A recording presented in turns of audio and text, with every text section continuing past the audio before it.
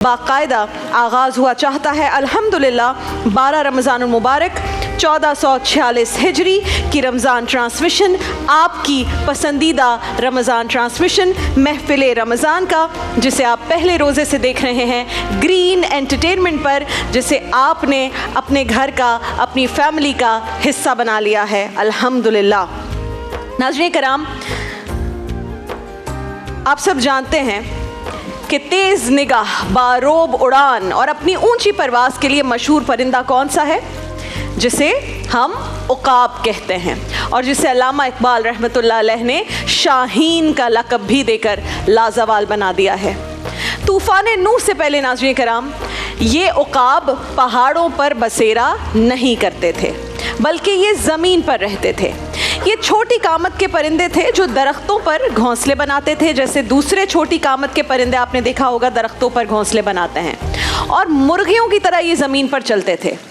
उकाबों ने सोचा, हमें तो उड़ना भी आता है, अगर तूफ़ान आ भी गया तो ज़्यादा से ज़्यादा क्या होगा, पानी ज़्यादा से ज़्यादा समंदर से बाहर निकलेगा, लोगों की फसलें ज़ेरे आब आ जाएंगी, हम दरख्तों पर चढ़ जाएंगे और जब तूफ़ान टल जाएगा तो हम दोबारा ज़मीन पर उतर आएंगे। दरअसल वो उकाब ख़ुद को बहुत दाना और ताकतवर समझ बैठे थे और इस खुशफहमी में मुब्तला हो गए थे कि पूरी दुनिया सैलाब में डूब सकती है, मगर हम कैसे डूब सकते हैं, हम तो नहीं डूब सकते। बहरहाल हज़रत नूह अलैहिस्सलाम ने उन्हें उनके हाल पर छोड़ा और इस उम्मीद पर कि शायद उकाबों की नस्ल में आगे आने वाले उकाब दानाई का मुजाहरा कर लें, लिहाजा उनकी नस्ल को जारी रखने के लिए चंद अंडे उकाब के कश्ती में रख लिए और सफ़र पर रवाना हो गए। फिर आप सब जानते हैं वो गज़बनाक तूफ़ान आया और उसने तमाम जानदारों को सफ़ाए हस्ती से मिटा दिया, माँ सिवाय उन जानदारों के जिन्होंने हज़रत नूह की कश्ती में पनाह ले ली थी। तूफ़ान नूह के बाद ज़िंदगी का एक नया सफ़र शुरू हुआ। हज़रत नूह अलैहिस्सलाम ने उकाबों की नस्ल को जारी रखने के लिए जो चंद अंडे कश्ती में रख दिए थे, उन अंडों से उकाबों के बच्चे निकले और जब उन्होंने अपने आबा व अजदाद की बेवकूफ़ी का माजरा सुना तो उन्होंने इबरत पकड़ ली और हमेशा हमेशा के लिए ज़मीन को खैराबाद कह दिया और पहाड़ों को अपना नशेमन बना लिया। वो दिन है और आज का दिन है। उकाब हमेशा बुलंदी पर ही उड़ते हैं, पहाड़ों पर ही रहते हैं। हिकायत यह है कि बरसों पहले किसी सियाने ने उकाबों को समझाया कि तूफ़ान नूह गुजर चुका, सैलाब अब किस्सा पारीना बन चुका, तुम अब दोबारा ज़मीन पर लौट आओ।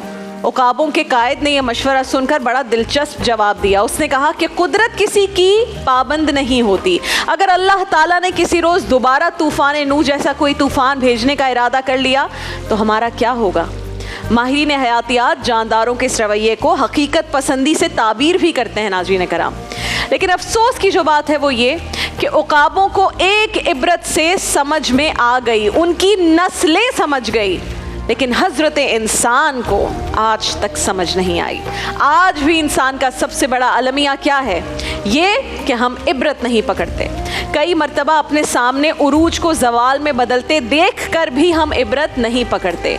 महल्लात को खंडरात में तब्दील होते देखते हैं, बड़े बड़े नामवर लोगों को बेनिशान होते देखते हैं, रोज़ाना अपने सामने अमवात होते देखते हैं, लेकिन फिर भी शायद हम इस खुशगुमानी में ज़िंदा रह रहे हैं कि मौत इस कायनात के हर जानदार को निकल जाएगी, लेकिन मेरे साए तक को नहीं छू पाएगी, मैं इस मौत के जाल से साफ बच जाऊँगा। और यही वो खाम ख्याली है नाज़रीन कराम जो बाज़ इंसानों को रोज़ाना जुल्म, ज़्यादती, नाइंसाफ़ी, धोखादही पर मजबूर कर रही है, क्योंकि वो ये समझते हैं कि दुनिया जहाँ की जो फ़्लाइट्स हैं वो तबाह हो सकती हैं, लेकिन मैं जिस फ़्लाइट पर सवार हूँ, जिस जहाज़ में मैं सवार हूँ, वो कभी गलत लैंड नहीं करेगा। दुनिया जहान के लोगों को हार्ट अटैक हो सकते हैं, उन्हें ब्रेन हैमरेज हो सकता है, इस कुर्रे अर्ज़ के तमाम लोग मोहलिक बीमारियों और वबाओं का निशाना बन सकते हैं, लेकिन हम उसमें से बच के निकल जाएंगे। हमारा ये ख्याल, हमारी ये गलत फहमी, यही है जो इस दुनिया और इस ज़िंदगी का असल फ़साद है। ये गलत फहमी ही हमें अपना किबला दुरुस्त करने नहीं देती।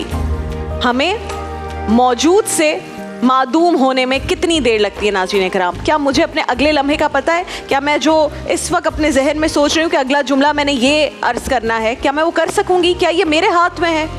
महज एक हिचकी, एक झटका, एक हादसा, एक माइक्रो सेकंड, एक मामूली सा हार्ट अटैक और बस सब ख़त्म। इतना नाजुक और इतना नाकिस है इंसान ये चलता फिरता इंसान जो रोब में दबदबे में लोगों को रखता है, एटीट्यूड दिखाता है, जिसे लगता है कि तुम क्या हो, तुम्हारी क्या औकात है, मैं ही सब कुछ हूँ, मेरी गाड़ी देखो, मेरा बंगला देखो, मेरा घर देखो, ये माल दौलत देखो, मेरी नस्लें खाएंगी। और फिर ऐसे थक करके सब खत्म, दुनिया जहान की दौलत लगा देते हैं, दुनिया जहान में लेकर चले जाते हैं उस शख्स को। डॉक्टर्स कहते हैं इलाज मुमकिन नहीं है। इस वसी और अरीज कायनात के लिए नागुज़ीर तसव्वुर कर लेता है इंसान खुद को, और ये समझता है कि ज़माना अब हमारे इशारों पर चल रहा है। और जब उरूज और ज़वाल में ढलता है तो फिर ख्याल आता है कि मैं बहुत अहम था, ये मेरा वहम था। और गोश्त पोस्त का ये नाकिस इंसान जब मनो मट्टी तले दब जाता है तो फिर गोया कहानी ही ख़त्म हो जाती है। बस इतनी सी बात है, हम सब याद रखें तो जहन में कभी ये खुशफहमी जन्म नहीं लेगी कि मौत दस्तक देकर नहीं आती, यूं ही किसी रोज़ दबे पांव चली आती है। और हमारे होने या ना होने से सिर्फ हमें फ़र्क पड़ता है। कायनात में कोई तब्दीली नहीं आती, किसी चीज़ पर कोई असर नहीं होता, कोई भी इंसान नागुज़ीर नहीं होता। एक जाता है, दूसरा उसको रिप्लेस कर लेता है। यही है ज़िंदगी की हकीकत। हम ना होते, शायर ने क्या खूब कहा है, हम ना होते तो किसी और के चर्चे होते, हम ना होते तो किसी और के चर्चे होते, खलकते शहर तो कहने को फसाने मांगे। कुछ छोड़ गए, कुछ छूट गए और कुछ हमने छोड़ दिए। बस यही है ज़िंदगी की रियलिटी। जितना जल्दी इसे समझ लें उतनी जल्दी ज़िंदगी आसान हो जाएगी। हमारी दौलत, माल, घर, गाड़ियाँ, जहाज़, प्राइवेट जेट्स, हमारे करप्शन के पैसे, वो अंबार जो हमने घरों में लगा लिए हैं, कुछ नहीं बचा सकता। जब मौत आ गई तो वो सब कुछ यहीं रह जाएगा, किसी और के पास चला जाएगा। और बहुत से लोग तो मैंने ऐसे देखे हैं जिन्हें अपने ऊपर बड़ा एक नाज है, फ़ख्र है कि मेरे पास इतना सब कुछ है। नीचे उसके साथ रहने वाले लोग दुआ कर रहे हैं कि कब तू जाएगा और ये सब मेरा हो जाएगा। इट्स अ साइकिल नाज़रीन।